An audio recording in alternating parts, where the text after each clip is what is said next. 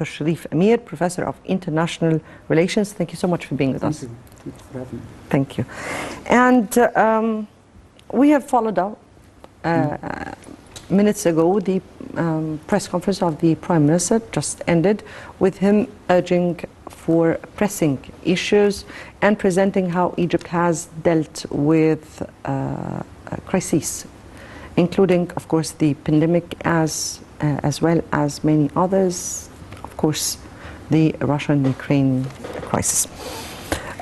First, let me take your reading towards how Egypt has been dealing with crises over the past stage. Well, we are part of the international community, so what affects the whole world affects Egypt also. And what makes it more difficult is that we are in the Middle East also, and this is a very volatile region. So we had many obstacles, but fortunately, when we went through many difficulties back in 11 years ago during the what was called the Arab Spring, we were prepared in a way or another to how to face crises, how to act and to react.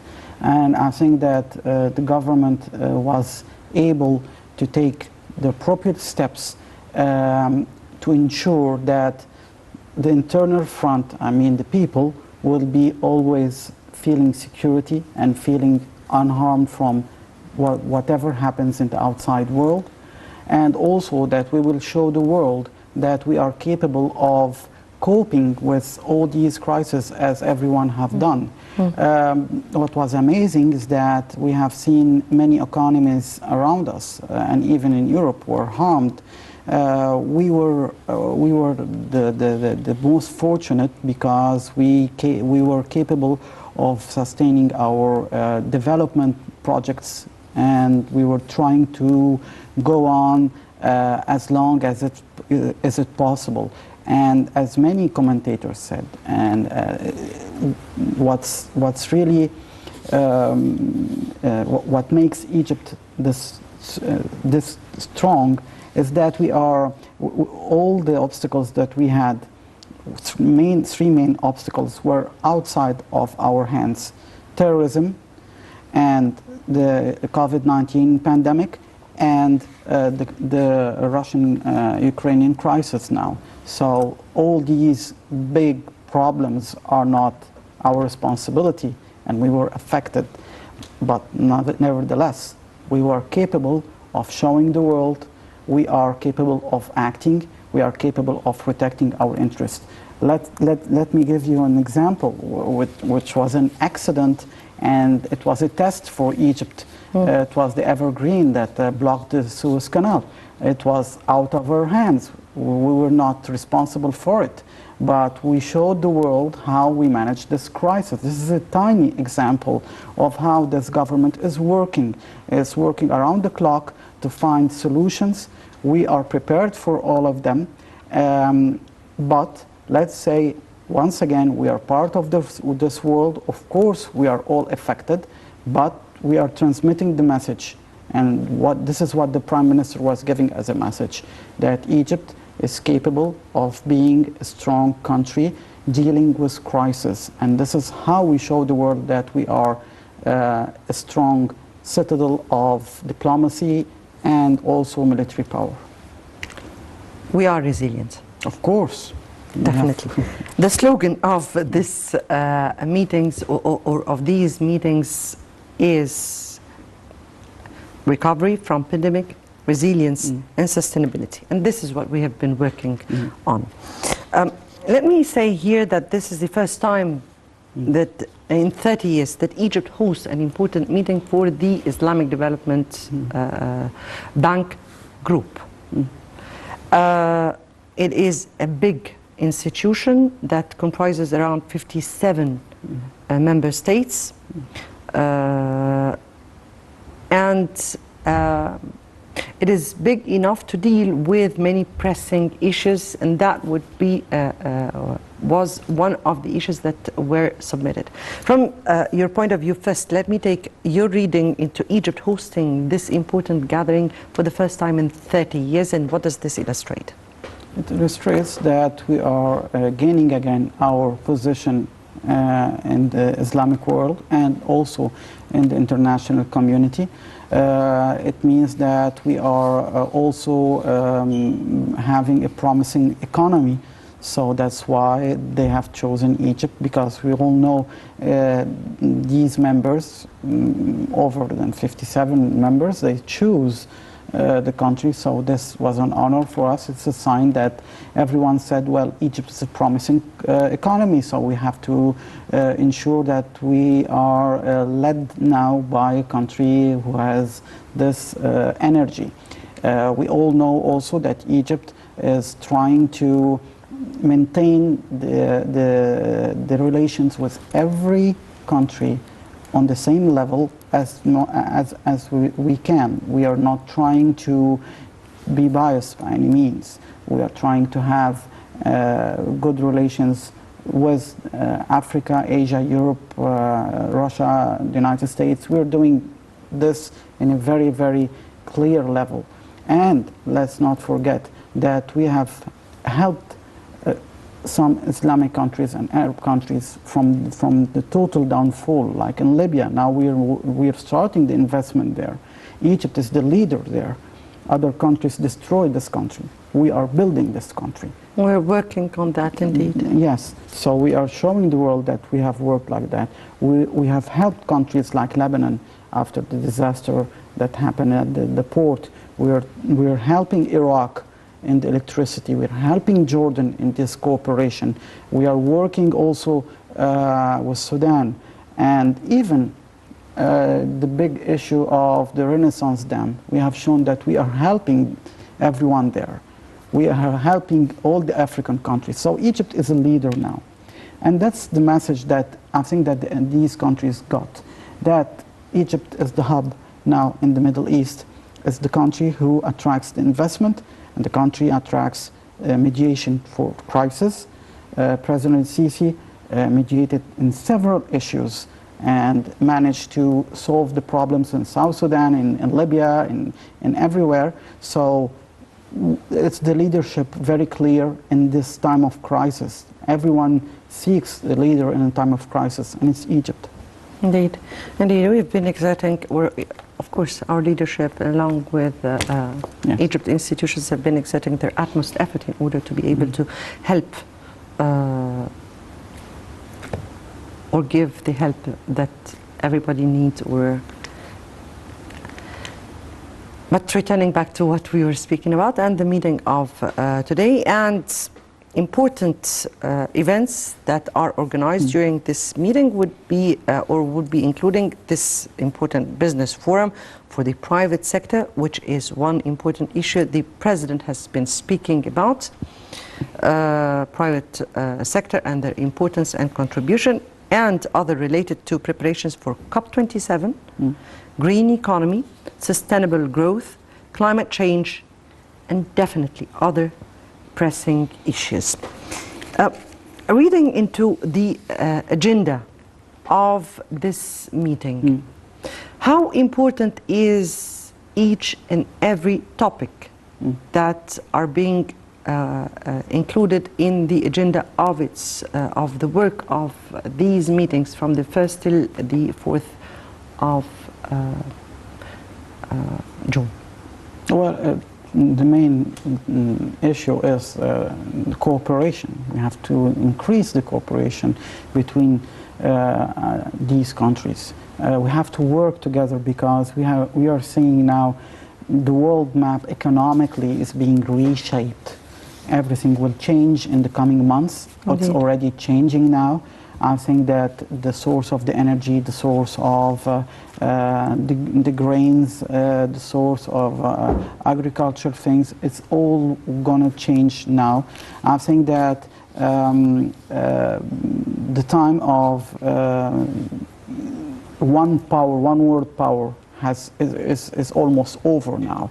So emerging countries like Egypt and other countries in several regions have to cooperate. So I think that these were the main topics. We have to cooperate economically. We have to work together.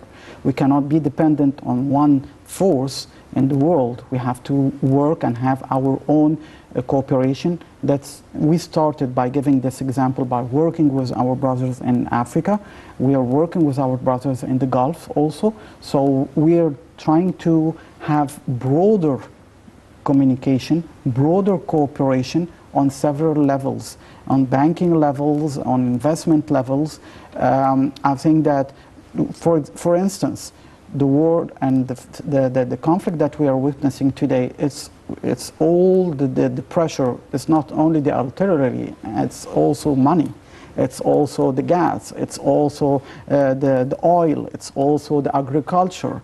And I think that Egypt is now it's attracting also our partners in Europe, because they know that this is a strong country who has sovereign decision. That's why they are coming to Cairo to talk to President Sisi, because they know that the time is over when Egypt will be alienated to some power against the other. No, they have to negotiate with us. They have to offer things that will be in our interest. So mutual interest, respect mutual interest, of course. Or build our relations so on mutual interest. Yes. The world is changing. So I think this is the main topic that we're telling all these countries. If we work together, we will be a strong bloc. And I think that this is what many countries, even the superpower countries, wish to see, especially in Russia. They said, well, we would not see one policeman for the world, we want several powers. And so I think that we are working in this in cooperation with the superpowers also.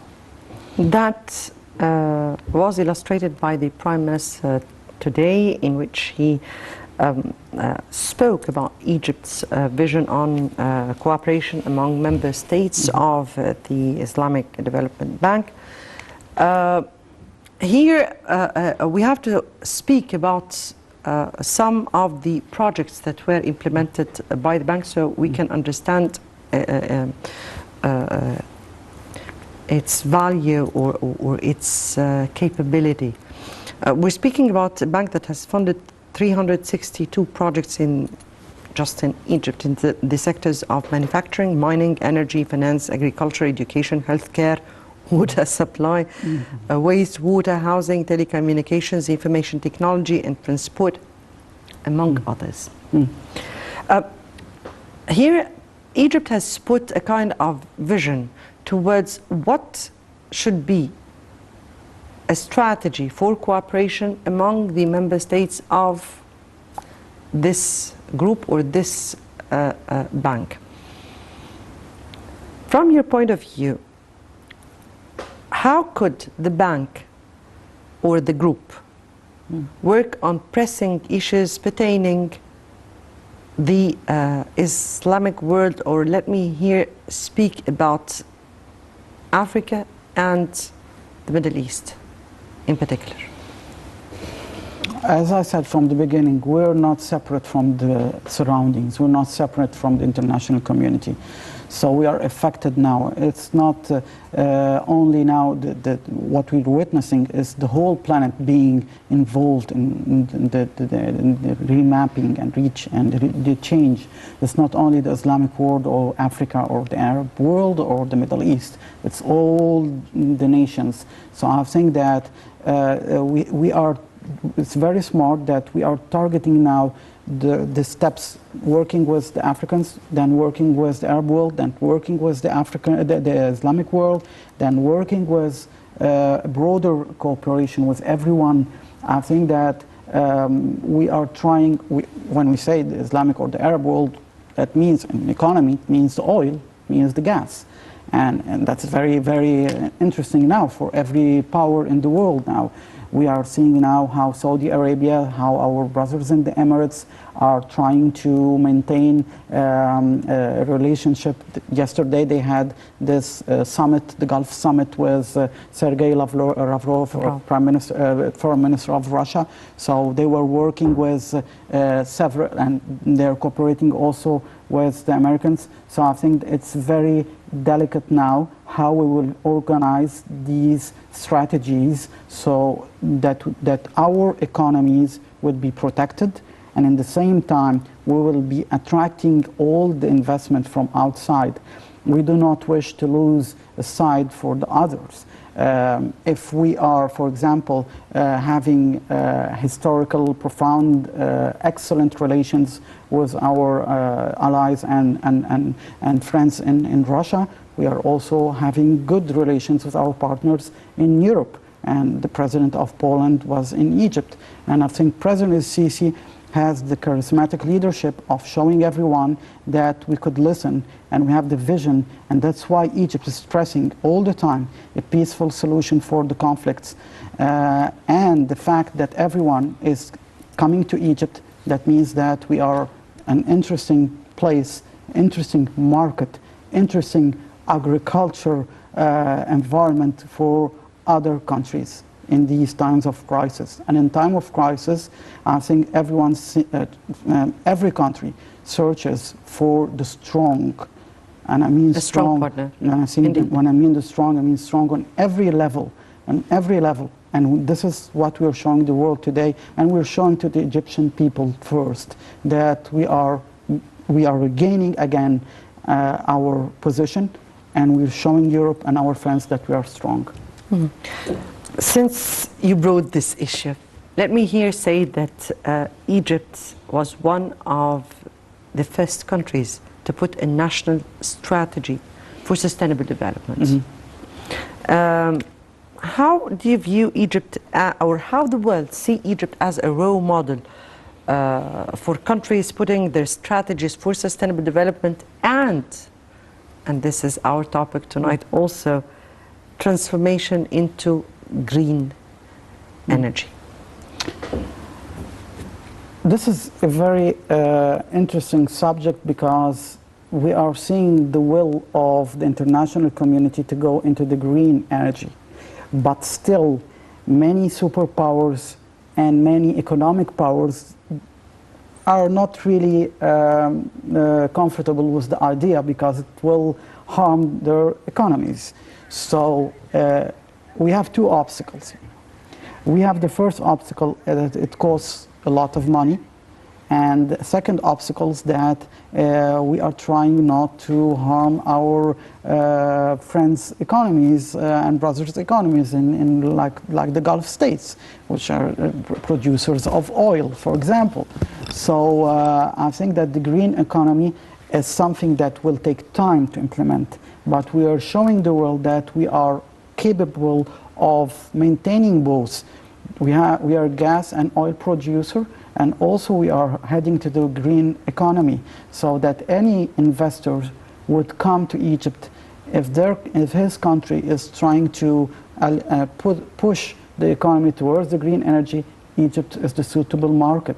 If it's still on the oil and the gas, Egypt is the perfect environment also. So we are trying to maintain the balance between both, and this also puts Egypt in a good level in the eyes of the United Nations, who is working very hard on this project. So I think that we're telling them we are a very good candidate for these kind of projects. We are endorsing this.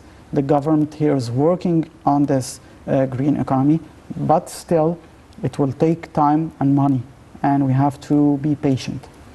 Actually, yes, indeed, we are working in balance to all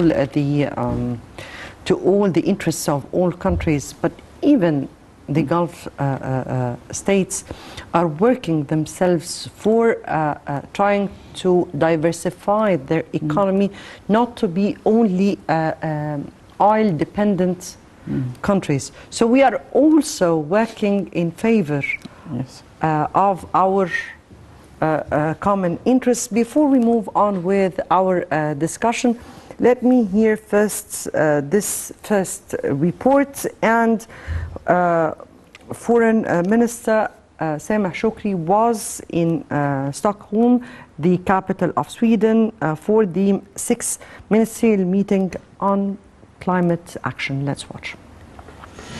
Foreign Minister Sameh Shoukry and President-designate of the 2022 UN Climate Change Conference, COP27, called for urgent action to implement climate pledges and the Paris Agreement while addressing the 6th Ministerial Meeting on Climate Change, MOCA, in Sweden.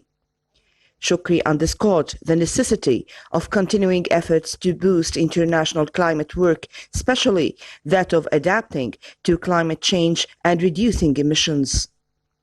During the MOCA session, entitled Determining Track of International Climate Work in 2022, the COP27 President-designate called for looking into the potential harms from climate change and providing finance for climate issues. Earlier in May, Egypt co-organized a ministerial meeting with Denmark and the United Kingdom in Copenhagen on the implementation of the climate pledges. Foreign Ministry spokesman Ambassador Ahmed Hafez said in a statement that the meeting emphasized the political will of the various parties to focus on transforming climate pledges into actions.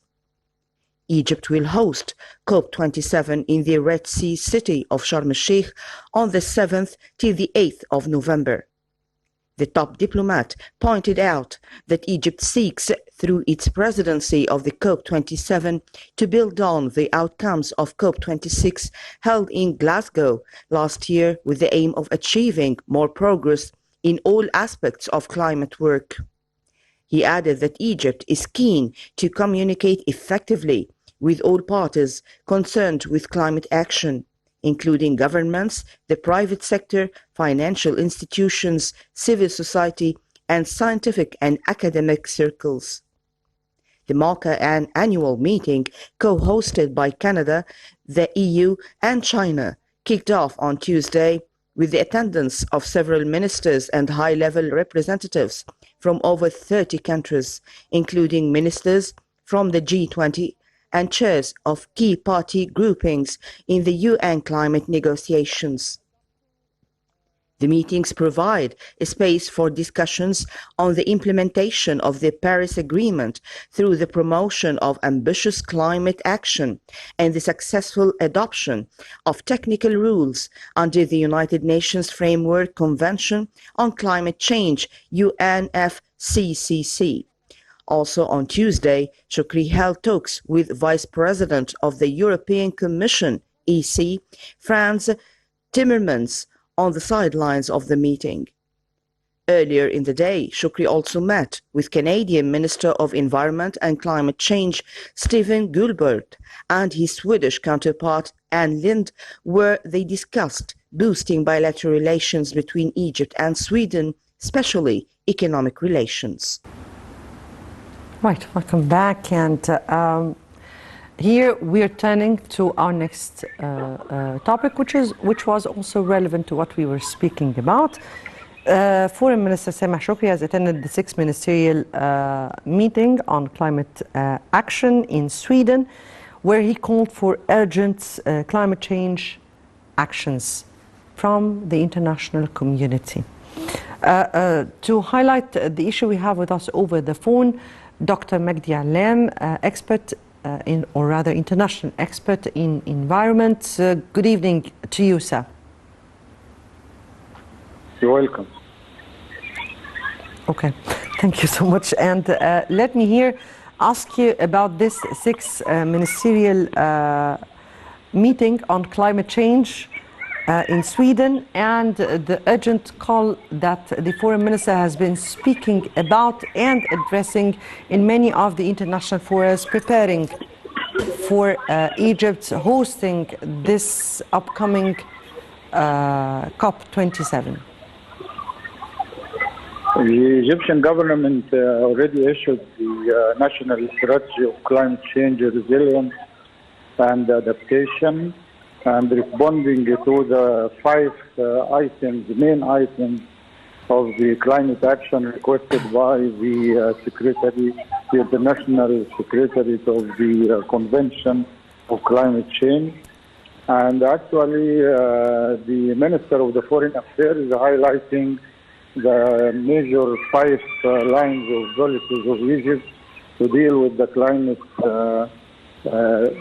change, which we can, as an expert, say that we are in the way to have a climate shift in order the climate change because of the increasing of the greenhouse gases and the continuation of the fossil fuel burning in the industry, in energy generation, and actually even in agriculture sector and transport sector, and then the housing sector, and the sixth one is the tourism sector. Those are the 6 sectors of the GHG emissions and the 6 sectors of the recommended adaptation policies. And Egypt declared already its policy national strategy of dealing with the climate resilience actions. And this national strategy is covering all the recommendations of the Convention of the Climate Change, and mainly of the actually the climate resilience plan, which is requesting a very high cost price, because we are looking up to $1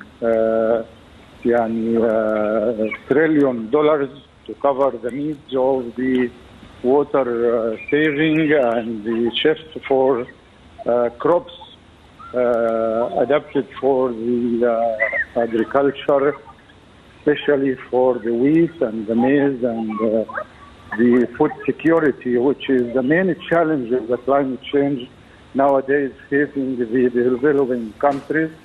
And then transformation from what's called traditional energy like fossil fuel and other sources of petrol or petrochemicals. So now we are shifting to the solar energy and the green hydrogen and the blue hydrogen, and actually we are looking for more renewable energy sources rather than the conventional sources of energy to cover the gap of the development. As you know, the ARE, the Arab Republic of Egypt, its all emissions may be maximum up to 6.1. 6.0 only of the emissions, and the total continent of Africa, including the Arab states, is totally 4% share of the GHG generations all over the world in comparison with the United States, China, India, the 20 industrialized states who are responsible for more than 85% of the total GHG all over the world. And the continent of Africa is the most poor continent, but unfortunately the only clean continent, which is the mitigation area for such overloaded greenhouse gases and air pollution, is Africa continent. And if you are following the satellite, which actually surveying the atmosphere and the 6 layers of the climate, for the climate itself, we are, because you know that we are working on the climate area up to 10,000 kilometers over the earth crust. So we are dealing with 7 layers of the greenhouse, and unfortunately the emissions of the greenhouse gases of burning and of the fossil fuel. Yes. The main source of the climate change, and will be the main source to increase the temperature of the surface of the yes, earth. Indeed. Up to 1.5 degrees centigrade for the surface of the earth, which will induce a lot of negative impacts on the climate change, particularly in Africa. Indeed, particularly in Africa and the Arab region, or particularly Africa, which will be heavily affected by the climate change. And this is, yes, a hope that we are all hoping for, the decrease by 1.5. If we can do more, it is even much better. Dr. Magdi Alam, expert in or international expert in environment, we thank you so much for being with us and for your input. And indeed, that was what the foreign minister has been expressing since he's the president designate of the COP27, preparing for Egypt hosting this upcoming important conference. And since Egypt was one of the first countries that has been warning highly of the climate impact on the world. Before we move on to our discussion with Dr. Cherif, let me here take this report. And Foreign Minister Sameh Shoukry reviews Egypt's vision for COP27 in the World Economic Forum session. Let's watch. Foreign Minister Sameh Shoukry reviewed the country's vision regarding the UN Climate Change Conference COP27, which Egypt will host in a session held within the framework of the World Economic Forum, WEF, in Davos, Switzerland. The session comes under the title The Road to the 27th Session of the Conference of the Parties, COP27, to the UNFCCC partnerships between the public and private sectors in climate action in the Middle East and North Africa. Shoukry, president-designate of the COP27, participated in the 2022 annual meeting of the WEF in Davos, where he is scheduled to discuss COP27. The top diplomat is scheduled to meet with a number of senior officials from various countries and parties participating in the forum on the sidelines of its activities to consult on the ongoing work to prepare for COP27 that would be held in the Egyptian city of Sharm el-Sheikh on November 7th till the 18th. Shoukry also would discuss ways of cooperation to enhance international climate action at various levels, especially with regard to adaptation measures and mitigating climate change's negative repercussions, in addition to providing climate finance and implementing climate pledges. On the sidelines of the meeting, Shoukry also met with Chief Executive Officer of Boston Consulting Group, Christoph Schweizer, a COP27 partner, where they discussed means of mobilizing climate finance and the role of the private sector on the international climate action. Egypt launched the National Strategy for Climate Change 2050 to improve the citizens' quality of life and sustainable economic growth and preserve its natural resources. Prime Minister Dr. Mustafa Madbouli announced that the National Strategy for Adapting to the Climate Change Impacts has been prepared to lay down a general framework to identify problems in all affected sectors and then to enhance how the society can cope with risks and their impact on various sectors. Right, welcome back. And as we have been speaking here with Dr. Magdi Alam, Foreign Minister Sameh Shoukry was just in Sweden to attend the 6th ministerial meeting on the climate change action. Foreign Minister Sameh Shoukry has also attended many of the international forums and conferences on this issue pertaining the climate change action, or what is needed from the world in order to be able to confront the climate change impacts, and how we are trying to mitigate the implications of them, or rather mitigate what we can defend ourselves with. Now, definitely Egypt is not, and the African continent at large are not the reason behind the climate change, but they will be paying the price. Let me see here, how do you view the Foreign Minister call for urgent climate change action from the world, and how do you read Egypt's vision towards this very particular aspect? Well, as you just said, we're not the reason for this climate change, and we are paying the price. And I start from here. It will be very unfair that those who provoked during the industrial era all this destruction of environment, that they will come and ask us to respect the environment. We, the countries who were trying to deal with sovereignty problems for decades, and now we are capable of maintaining our industries and self-sufficient capacities, that we will be asked to respect some codes that will hinder our efforts for the economies.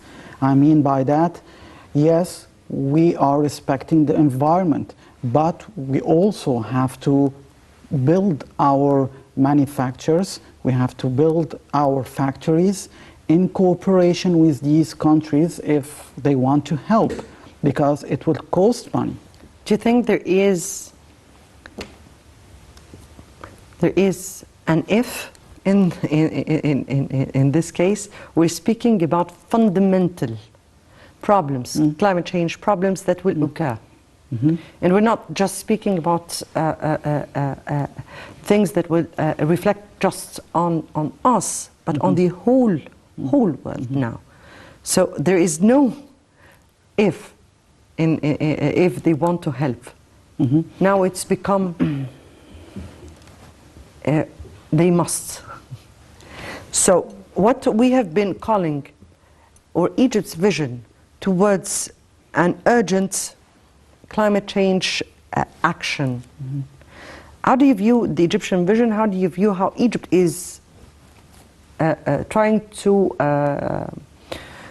consolidate efforts in this domain? Well, let's be very clear, and answering is about the question and if, and we are living in a world that every day it changes, facts are changing. So I mean that Egypt's view now, if the world wants really to be serious about this topic, they have to help with all their power. I mean, the powerful countries will have to invest and come to countries like Egypt, like African countries, and invest in this green energy, in this green industrial era, so we would be helping each other. We cannot afford having all the burden on ourselves. This would be unfair. And this is what the UN is saying years ago. It has to be, the responsibility is everyone's responsibility. As you just said, it's not an if question. It's a matter of human future. We have to be working together. So Egypt is calling for cooperation, monetary cooperation, expertise, and also diplomatic cooperation. We cannot put the fact that the planet is being threatened by this climate change in the hands of interest, geopolitical interest, wars. We have to put it as a priority, and then everything comes next. And I hope, and I really trying to be optimistic, they will listen to Egypt's voice about this matter. As Egypt is working on the diplomatic front, it's also working on the ground. And I mean here that Egypt has already announced its national strategy for adapting to climate change impact, and has already worked on turning into green or green transformation. How do you view the steps that were taken in Egypt in this domain? And briefly, because I just have 2 minutes left. Well, it all depends now on the strength of relationship that we have with these countries who have the expertise. And I think that we are working on a very good level with our European partners on that also. And I think that many companies working with Egypt now on the transportation, for example, from Germany and other countries, are working with us in this kind of investment that preserving the climate, the respect of the environment. So I think that we are offering many zones like the El Alamein zone, or also in the Suez Canal, places that we are telling the world it could be a clean energy hub. You can work there. So Egypt is preparing the ground infrastructure to gather all the willing forces to work with us on this climate change event. Yes. But I think that it will take also time till some issues would be resolved on the international arena. Indeed. Indeed. Unfortunately, my time is out, and I have to end it here. Dr. Cherif Amir, Professor of International Relations, we thank you so much for being with us tonight. Thank you for having me. And that takes us to the end of this episode. Next debate would be on Sunday with other important topics. Until Sunday, it's good night.